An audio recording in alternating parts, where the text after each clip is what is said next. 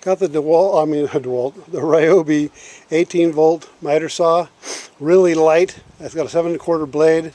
It's just your standard miter saw, but it works fantastic. All the batteries are the same for all the Ryobi tools, you know, the Ryobi 1 plus batteries. And so this is just great. I mean, this is a cool little saw. I have a lot of miter saws. This is my favorite for the light jobs, for jobs that you don't need a sliding miter or a compound miter, stuff like that, where you just got your regular miter saw. This is fantastic. Okay, go ahead and pick one up. If you have any questions, go ahead and post them below, and I'll get to them as soon as I can.